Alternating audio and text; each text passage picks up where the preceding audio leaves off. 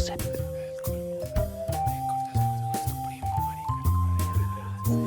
This is Polyp Gossip, the place for physicians and patients to catch up on what's hot and what's not in CRS with NP or nasal polyp syndrome. This podcast is developed by Sanofi Regeneron and also elaborated in close collaboration with Euphoria.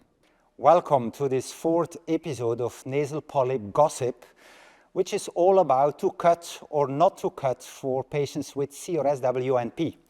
This is indeed a very hot topic reflecting the revolution of care in the field of treating patients with severe uncontrolled chronic sinus disease with nasal polyps.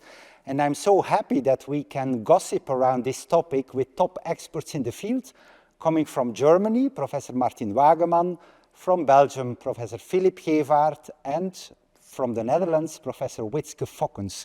These three do not need any introduction because they are considered key opinion leaders in the field, and it's so nice to be able to discuss with them in this informal setting about considerations around sinus surgery or biologics for our patients suffering from chronic rhinosinusitis with nasal polyps.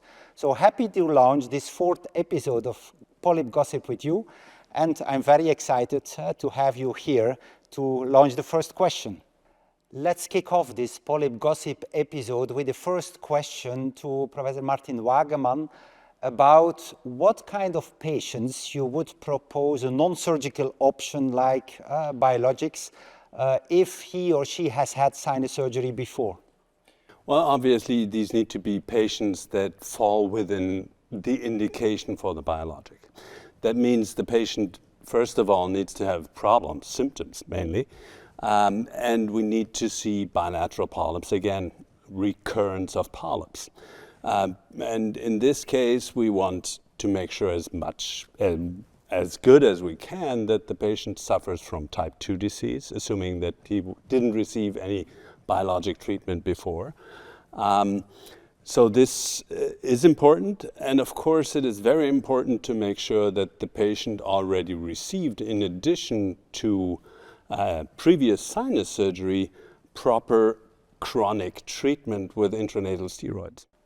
Okay, would my colleague Professor Gevaert agree on those statements, or would you add also patient symptoms and other considerations in the equation? Of course, symptoms is important, so we have to know the impact on the quality of life. You can have polyps with little symptoms, but many of our patients have a lot of symptoms. Smell, for example, is very important, and if you have no smell, I think that's very important for the patient. It's an important question. But for me, I think also comorbidities are important, like asthma and ERD are important to take into consideration when you go for a biological, because you know they will work on the comorbidities as well. So that will help me in making my decision. Okay. Now I address this question also to Professor Witske Fokkens, talking about, for instance, smell loss in a patient with severe CRSwNP who had previous surgery. What would be your approach, and to what extent would you opt not to cut, or would you still go for a revision surgery? So what considerations do you take into account? Well, of course, smell is extremely important for the patient. And the first thing I would like to know is whether there is still possibility of improvement. So we try to find out together, the patient and me, whether he is still able to smell. And one of the things you can do to try to find that is discuss the last time the patient had systemic corticosteroids. If the smell improved on systemic corticosteroids, then very likely it will also improve on biologics. If not, then we have another discussion, because the effect of surgery on smell is usually, especially revision surgery, not great. So if smell is an important issue for the patient, that would guide me to one of the arguments to discuss a biologic.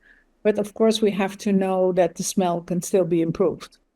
I couldn't agree more. We have Another point raised by Professor Gevaert, which are the comorbidities. So I wonder, and I address this question to you, Martin, to what extent you think also comorbidities are a decisive factor in order to drive your decision for more or less surgery in a patient? I think they're very important. I mean, for the patient itself, and in this population of patients with severe chronic rhinosinusitis with nasal polyps, we do see like at least half of our patients, actually looking at the current number, almost 2/3 of these patients in our clinic actually suffer from asthma. Not all of them know about it, so it's very important that we ask the patients for symptoms. Sometimes they never saw a pneumologist, which is of course not good.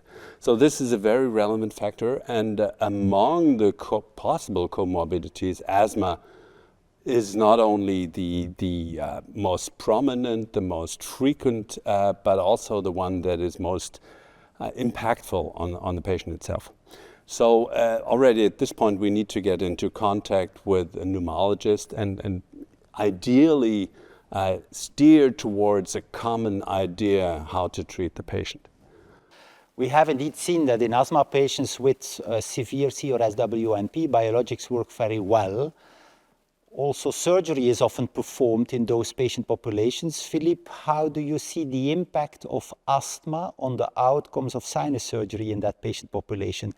Are these outcomes equally good or less good in a patient with comorbid asthma, and how you discuss that with your patient or with your pulmonologist? Well, I work together with pulmonologists every week, and we discuss those patients also every time we go for a treatment plan. And I have to say that when I was young, I went there to catch surgeries. Today, I go there to see that my patients with severe asthma on a biological, most of them don't need surgeries anymore. And of course, there are some patients that still need surgery because it might not be the full response they have on the nose. But first of all, they are rare. And second, that's also a kind of patient which is quite often harder to treat. So we are talking about university hospitals with extremely difficult patients, and there we do surgery together with the biologicals, and sometimes that's a fantastic effect. Sometimes it's a little bit disappointing, I have to say. But again, we are talking about very exceptional patients. Most of the patients that are on a biological for asthma don't need surgery anymore, even when they didn't had surgery at all before. We are talking just about surgery here, Witzke, but I would like to have your opinion on to what extent we make a distinction between primary surgery and secondary surgery. I mean, revision surgery versus the first surgery for severe CRSwNP, how you see there the impact and the interplay with biological treatment. Yeah, that's a very good question, Peter. I fully agree with Philippe that biologics work with or without surgery. And if that would be the only factor we have to take into account, then you could argue and say, well, try biologic first and don't do surgery at all. But of course, biologics are not for free. It's still an expensive treatment. And in most countries, they are paid by the healthcare payers. And in that sort of situations, of course, we have to be careful that we do not prescribe unnecessary. And as long as biologics per year is considerably more expensive than one surgery, which usually lasts more than a year, I think there is a very good reason to, well, apart from very exceptional situations, to do surgery first. Surgery is effective if we say revision surgery is only needed in about 20% of the total population of patients with polyps. And of course, in a university hospital, we always think that figure is wrong because we see so many bad patients. But in general, 80% of the patients do well. So I think there's a very good financial argument, to do surgery first. Yes, Martin, you want to comment? Yeah, I would like to come back to the point we had before, because I think that's important. How relevant is asthma? And you asked the question, does it have an impact on your recommendation for surgery or not if the patient suffers from asthma? And we do know from experience and also from numbers that actually the patients who have asthma in addition to chronic rhinosinusitis with nasal polyps have at least a higher likelihood of recurrence after surgery. So, I mean, it's not that every patient with asthma and nasal polyps should receive biologics. But if I'm in a situation where I have to decide together with the patient, will it be biologics or will it be surgery, asthma, if the patient suffers from asthma, that from my point of view would speak a little bit more for biologics as opposed to surgery. Mm-hmm. I fully agree with you. We have worse outcomes after sinus surgery in those with comorbid asthma or comorbid allergies than in the ones without. And even more so in those with a positive history of aspirin intolerance. Philippe, could you comment on those? Well, we know from the studies that they have worse outcomes after surgery, like indeed with allergy and with more severe asthma. We currently don't do the aspirin provocations anymore. So what we do is we just do by history taking. We ask them whether they reacted on them. So probably we are underestimating the number of patients in our population there. Would you agree on that, Witzke? Those with aspirin intolerance are often remaining under the radar of diagnosis, and therefore, if they undergo surgery, they may have a very high recurrence rate due to the fact that there is also this aspirin intolerance giving rise to recurrent disease. Yeah, I agree. Yeah, but I think when there is an indication for many of those patients, there is also a lower airway indication for a biologic. And then, of course, the decision is very easy. The question is the patients that do not have a lower airway indication for biologics, so the asthma is not that serious, not that bad, and do we take it then into account? And I think most of those patients with aspirin intolerance usually also have quite severe asthma, so they also have a lower airway indication. And that, for me, makes a big difference. Yeah. We wanted to have here a kind of appealing title for this first episode, which is to cut or not to cut. But could we specify what we mean by cutting or what we mean by sinus surgery? It's an ongoing debate, and I see Witzke laughing, so maybe you first, and then I hand over to Martin. Well, you know, I learned a lot in the COVID period. When we were able to start prescribing biologics in the end of 2019, before COVID, we said, well, at least the patient need to have had proper surgery. Well, what is proper surgery? That's a very good question. But we said, well, full adenoidectomy, draft 2A, that's proper surgery. Many of the patients that were referred to us did not have that extensive surgery done. Then we ended up in COVID, and in my hospital, we could only operate head and neck oncology, but to operate on a polyp patient was extremely difficult. So we had a sort of ethical discussion. Do we really say to all these patients, wait till after COVID before you can have a biologic because we feel your surgery is inadequate? And we had no idea how long that would be, or are we going to treat? And we decided to treat them. It did not make any difference. So it taught me that my opinion about the extent of the surgery as a preliminary indicator for giving a biologic yes or no in revision surgery was wrong, and that it doesn't make any difference. That's indeed very interesting, and happy to hear Martin's comment on that.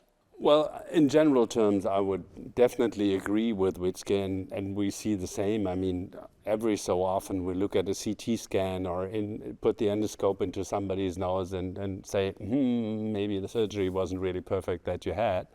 But indeed, in many of these patients, a biologic wouldn't work less well in these less perfectly operated patients. But maybe we can try to differentiate a little bit more here, because there are some, it's not always black and white. Sometimes it's gray. And sometimes the patient has, symptoms, but I believe the type of symptoms that the patient have or has is relevant also to the decision between surgery and biologics. So in a patient, we discussed smell loss. Yes, of course, perfect indication. But what about patients where secretions or maybe even pressure in the face, headaches, is more relevant for those patients? Those would be patients where I would tend a little bit more towards the surgery, although I'm not aware of any studies looking at that specifically, but that's my clinical feeling. I don't know if you have the same. Quite often it's not or surgery or biologics. Sometimes it's a combination of both to achieve the best possible outcomes. Would you agree on that, Philippe? Well, I agree on that. I think what we learn from oncology is that combining strategies is quite often better than not doing that. But if I may, I want to come back on what Wietske was telling. She told us, or she learned us, that the outcome doesn't matter whether you had extensive surgery or not. That's true if you already consider giving biologicals. However, if you have a primary patient with primary polyps coming in, and you have to decide what type of surgery then you do, I think we all agree that a complete ethmoidectomy with removing as much as possible the polyps is the first step to go. Because if you do a good surgery from the first time, the chance that your patient, a primary polyp patient, not with severe asthma, still needs a biological would get smaller. So I think, and also some studies now in Finland show that this kind of polypectomies or very small surgeries as a first step is maybe not the best thing to do. Of course, if we have the intention of putting everyone on a biological, it won't matter. But if the intention is to only put the 40% more most problematic patients on a biological, then it matters what your first surgery is like. I do not know, Martin, what you think about that. I would agree, but I would also, what I always discuss with the patients, if we're talking about primary, the first decision, surgery versus biologic in a patient who didn't have surgery yet. I think one of the very important arguments for surgery is that this is really, in many patients, actually in the majority of the patients, if you see the whole population, this is a disease-modifying treatment. You perform the surgery. If you continue treating them with intranasal steroids, with nasal washings, you have a more than 50% chance that the patient will not recur, that polyps won't recur, and no need for continuous treatment with a biologic or with steroids. And that's, I think, it needs to be discussed with the patients. I mean, sometimes patients come to me and they say, no, the surgery is terrible, it's dangerous, I don't want surgery. Well, in the next episode, we'll discuss personalized treatment and how to make a patient turn into a satisfied one. For now, I want to stick to the surgery and know what are you aiming for with the surgery or aiming for with the biologic, because that's also part of the equation to cut or not to cut. What is our aim of surgery or what is our aim with biologics? So how would you define the targets of your treatment? Let's start with biologics. What are you aiming for, apart from just symptom reduction? Do you aim for control, remission, long-term remission, or maybe that's a good topic to discuss now? I think that's a very good topic. I mean, of course, our aim should be to heal the patient, but that's, not always feasible. So control is always what happens first. Control is a prerequisite for remission. If the symptoms are not controlled, he can't go into remission. But that's also something that needs to be discussed with the patient, because we need to work together there, but that's what we're aiming for. And if a patient asks you, and maybe I address this question to Philippe and then to Wietske, if a patient asks you, okay, what is the likelihood of me achieving remission with either revision surgery or with biologics, what will you tell a patient? That is very dependent of what the patient has. If the patient has polyps, no severe asthma, no aspirin intolerance, no allergies, then the likelihood that with surgery you will get a cure is even, it's not, it's there, it's like 30% in that kind of patient at least, and that they are well controlled over a longer time is higher. If your patient has all the comorbidities, then the chances are shrinking very fast. And then I think you cannot promise this kind of cure remission thing without the help of a biologic. So I think you have to be realistic. In a patient with only polyps, I think surgery is the first step and the best thing to go. In a patient with all the severe comorbidities, I would say I would do surgery, and if I see everything goes wrong too fast, we will have to help you further and get you on a better track with the help of biologicals. Back to Witzke now. Witzke, what's your opinion on this target and aim of treatment? What are we aiming for with the biologic versus revision surgery? Well, as I said before, I think it's very important to discuss with the patient what the patient wants from the treatment and what are the most important things the patient wants to improve. For example, if a patient says, oh, I have terrible postnasal drip, that's not something I'm going to promise with any treatment that it will totally go away. If smell is the thing, I will tell the patient that in my hands at least, a biologic has a better chance than surgery.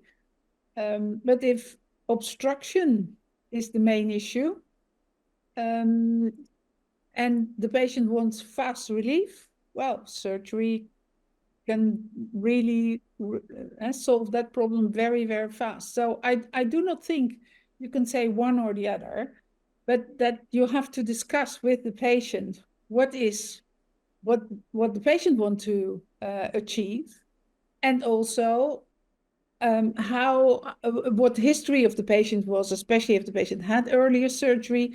Was he very compliant with all the appropriate medical treatment we gave him? How many other factors were there, allergen provocation or occupational, that's part of the equation. So as Martin said before, it's not black and white. It's an extensive discussion with all the pros and cons. Some patients hate needles, think that that's a real issue. Other patients say, oh, I have to give myself an injection. Oh, only once every 2 to 4, maybe 6 or 8 weeks. No problem at all. So all that needs to be discussed, and then we choose together. So now we discuss more with the patient than we used to do 5 years ago, which is interesting indeed. I would just like to have brief comments of each of you before we close this episode about how you feel as a surgeon about the availability of non-surgical options that are actually also considered to be very effective, safe, and appreciated by the patient. So Martin, how do you feel about this novel era of availability of biologics for a condition that we used to treat only with steroids and with surgery in the past? Yeah, I mean, let me start this way. I definitely perform less revision sinus surgeries than I did 10 years ago or 5 years ago. There's no doubt about that. Typically, these are not always the operations that are the easiest to perform, or let's say the most fun ones. And we don't run out of business. I mean, there's so many patients. It's actually, even as a surgeon, I think it is wonderful that we have this option, that we do have choices for treatment to offer for the patients and for ourselves. So I think that's good. I don't feel bad about the option. That's a nice statement. Philippe? I'm very happy that we now have a parachute for when polyps come back too fast after my surgery. So, of course, when we do the surgery, we do the extensive surgery, we hope it won't come back. But we know that in some cases it comes back, and then you at least can offer something. And that makes me more happy as a surgeon, because I can offer something else. Or I can offer something when the polyps come back too early. And that makes my life better, actually. So you look happy, Martin is happy, and I wonder whether Witzke will be happy too. No. Please explain and clarify. I think these are very polite answers, but it's not the truth. You know, in former time, we were we were the final professor where the patient came who was in desperate and nobody could do any good. And we knew how to fly low. And with a combination of surgery and appropriate medical treatment, we kept patients well, and they were all very thankful for what we did.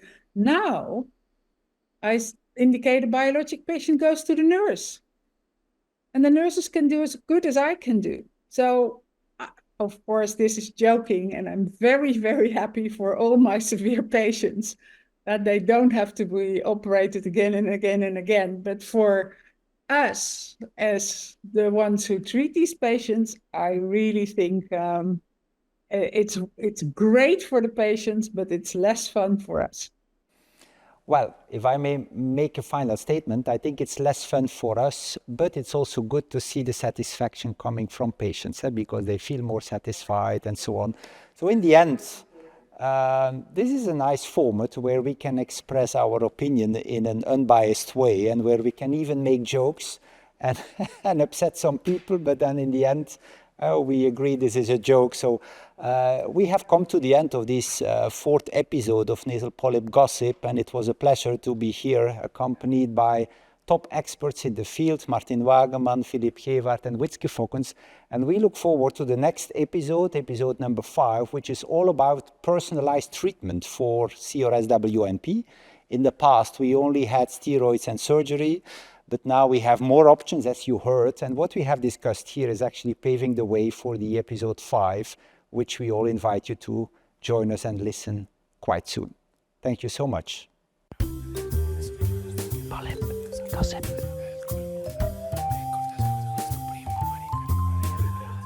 This was Polyp Gossip, sponsored by Sanofi Regeneron and developed in close collaboration with Euphoria.